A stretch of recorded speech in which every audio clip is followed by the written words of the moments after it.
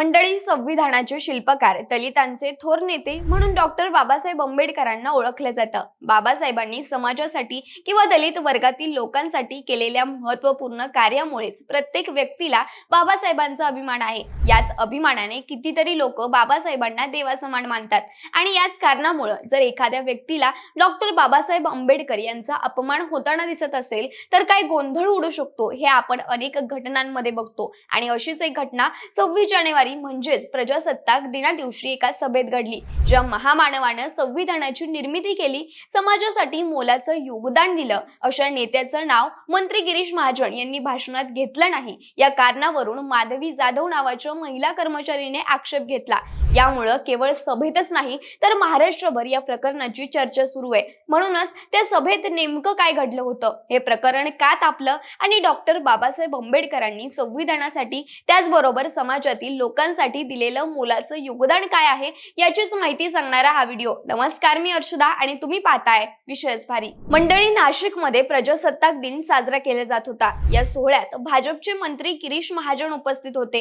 यावेळी त्यांनी अनेक मुद्द्यांवर भाष्य केलं. पण ज्या महामानवाने संविधानाची निर्मिती केली, दलितांसाठी आणि समाजासाठी काम केलं, अशा थोर नेत्याचा म्हणजेच राज्यघटनेचे शिल्पकार डॉक्टर बाबासाहेब आंबेडकरांचं नाव मात्र घेतलं नाही. आणि याच कारणामुळे या सोहळ्यामध्ये उपस्थित असलेल्या वन विभागाच्या महिला कर्मचारी माधवी जाधव यांनी आक्षेप घेतला. त्या म्हणाल्या की गिरीश महाजन यांनी आपल्या भाषणात डॉक्टर बाबासाहेब आंबेडकरांचं नाव घेतलं नाही. ज्यांनी संविधान दिलं, लोकशाही घडवली, त्या व्यक्तीचं नाव वगळणं ही मोठी चूक आहे. मला सस्पेंड केलं तरी चालेल, पण मी माफी मागणार नाही. मला वाळूच्या गाड्या उतरवायला लावल्या, मातीचं काम दिलं तरी मी करेल, पण बाबासाहेबांची ओळख पुसली जाऊ देणार नाही. त्यांनी आपली चूक स्वीकारावी असं माधवी जाधव म्हणाल्या. त्यांच्या या वक्तव्यामुळे केवळ सभेतच नाही तर राजकीय वर्तुळासह महाराष्ट्रभर चर्चा सुरू आहे. दरम्यान वन विभागाच्या कर्मचारी माधवी जाधव यांच्यासह दर्शना चौपुरे यांनीही या घटनेबाबत आक्षेप घेतला. या दोन महिलांनी मंत्री गिरीश महाजन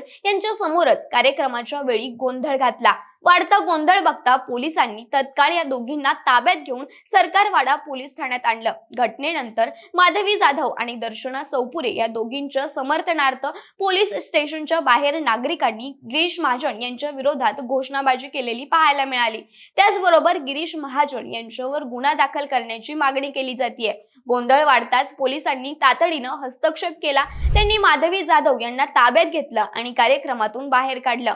त्यानंतर माधवी जाधव आणि दर्शना चौपुरे यांनी मंत्री गिरीश महाजन यांच्या विरोधात तक्रार दिली असून पोलीस या संदर्भात कारवाई करतायत. मंत्री गिरीश महाजन यांच्यावर अॅट्रॉसिटी अंतर्गत गुन्हा दाखल करावा अशी मागणी वनरक्षक कर्मचारी महिलांनी केली आहे. डॉक्टर बाबासाहेब आंबेडकरांचं नाव घेणं अभिमानास्पद बाब आहे आणि याचं कारण म्हणजे बाबासाहेबांनी संविधानासाठी आणि समाजातील दलित वर्गासह जातीभेद न करता प्रत्येक व्यक्तीसाठी केलेलं कार्य. आता ते कार्य काय आहे हे बघू. तर भारतात कोट्यवधी लोक काम करून शेती, कारखाने, उद्योग आणि सेवा क्षेत्र चालवतात. पण औद्योगिकरणाच्या सुरुवातीच्या काळात कामगारांची प्रचंड पिळवणूक होत होती. कमी मजुरी, जास्त कामाचे तास, सुट्ट्यांचा अभाव, आरोग्य व सुरक्षेची कसलीही सोय नव्हती. अनेक कामगार अशिक्षित असल्यामुळे त्यांना स्वतःच्या हक्काची जाणीवही नव्हती. अशा परिस्थितीत कामगारांच्या संरक्षणासाठी कायदे असणं गरजेचं होतं.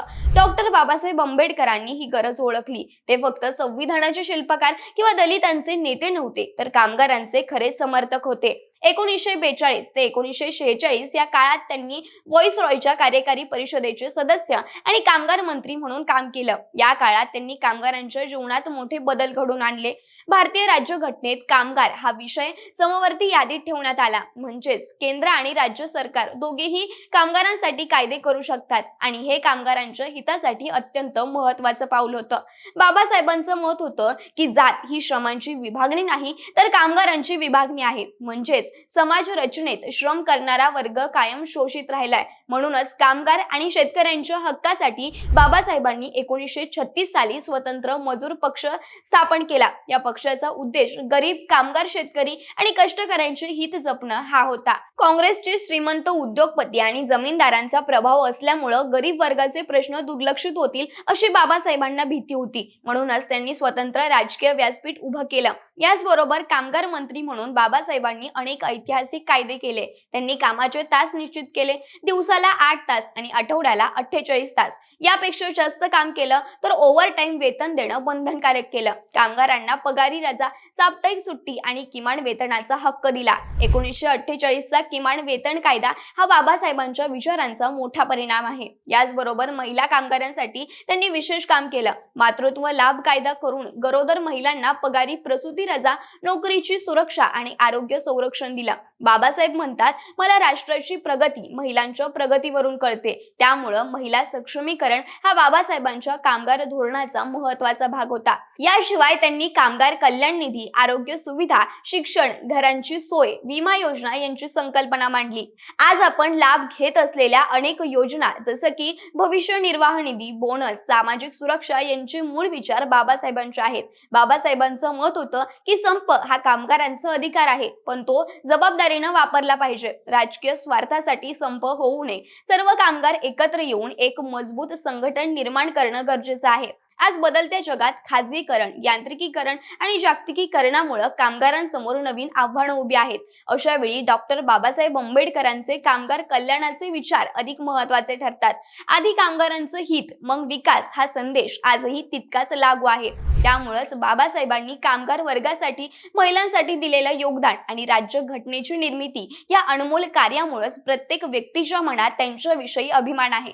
पण मंडळी, 77व्या प्रजासत्ताक दिना दिवशी नाशिक मधल्या सोहळ्यात मंत्री गिरीश महाजन यांनी बाबासाहेबांच्या नावाचा उल्लेख भाषणात केला नाही. या कारणामुळे जो काही गोंधळ उडाला होता त्यावर मंत्री गिरीश महाजन यांच्याबद्दल राजकीय पक्षातून प्रतिक्रिया दिल्या जात होत्या. यामध्ये प्रकाश आंबेडकर आणि विजय वडेट्टीवार यांनी वनविभाग कर्मचारी माधवी जाधव यांचं कौतुक केलंय. माधवी जाधव यांना प्रकाश आंबेडकरांचा खंबीर पाठिंबा आहे. दरम्यान या घटनेची दखल घेत वंचित बहुजन आघाडीचे नेते प्रकाश आंबेडकर यांनी तातडीनं माधवी जाधव यांच्याशी फोनवरून संवाद साधला. या संभाषणाबाबत माहिती देताना आंबेडकर म्हणाले की मंत्री महाजन यांचं कृत्य हे अॅट्रॉसिटी कायद्याअंतर्गत गुन्हा ठरू शकतं. त्यांनी स्पष्ट केलं की जर पोलिसांनी या प्रकरणी गुन्हा दाखल केला नाही तर मी स्वतः कायदेशीर मसुदा तयार करून मंत्र्यांविरुद्ध कारवाई करण्यासाठी पोलिसांना भाग पाडेल. भाजप आणि RSS कडून वारंवार बाबासाहेबांचा अपमान करण्याचा प्रयत्न होत आहे, अशी प्रखर टीकाही त्यांनी यावेळी केली. याचबरोबर विजय वडेट्टीवारांनीही या प्रकरणाबाबत प्रतिक्रिया दिली आहे. या संदर्भात केलेल्या ट्विटमध्ये विजय वडेट्टीवार लिहितात की आज प्रजासत्ताक दिनी नाशिकमध्ये जो प्रकार घडला तो महाराष्ट्राच्या पुरोगामित्वाला काळिमा फासणारा आहे. पालकमंत्री गिरीश महाजन यांनी आपल्या भाषणात या देशात लोकशाही प्रस्थापित करणाऱ्या महामानव डॉक्टर बाबासाहेब आंबेडकर यांचं नाव घेण्याचं टाळलं. प्रजासत्ताक दिनी संविधान निर्मात्यांचा उल्लेख न करणं हा बाबासाहेबांचा आणि लोकशाहीचा घोर अपमान आहे, असा आरोप वडेट्टीवार यांनी केलाय. या ट्विटमध्ये वडेट्टीवार यांनी पुढे लिहिलंय की भाजपची ही महाराष्ट्रद्रोही वृत्ती आता उघड झाली आहे. एका बाजूला आणीबाणी तुरुंगात गेलेल्यांचा सत्कार केला जातो तर दुसऱ्या बाजूला ज्या संविधानामुळे आपण श्वास घेतोय त्या संविधानाच्या निर्मात्यांचा अपमान केला जातो. महापुरुषांचा अपमान करणाऱ्या भगतसिंग कोश्यारींना पद्म पुरस्काराने सन्मानित केलं जातं आणि दुसरीकडे डॉक्टर बाबासाहेब आंबेडकरांचा अपमान केला जातो. याचा स्पष्ट अर्थ असा की या मनुवादी भाजपला लोकशाही आणि संविधान मुळीच मान्य नाही, अशी टीकाही वडेट्टीवार यांनी केली आहे.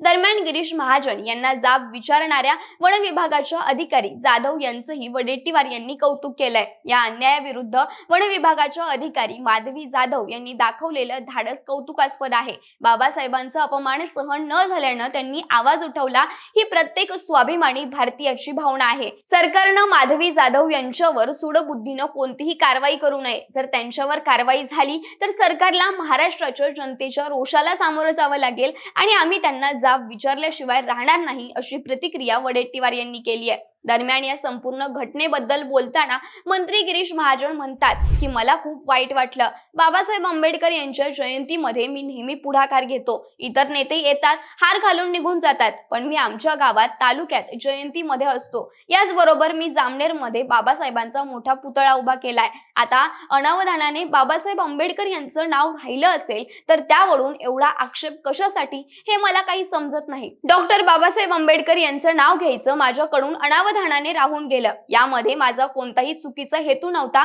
असं म्हणत गिरीश महाजन यांनी दिलगिरी व्यक्त केली आहे. महाजन यांनी एक ट्विट केलं आहे. त्यात त्यांनी लिहिलंय की डॉक्टर बाबासाहेब आंबेडकर होते म्हणून आपण आहोत. महामानव भारतरत्न डॉक्टर बाबासाहेब आंबेडकरांचे विचार जपणं हा भाजपचा संस्कार आहे.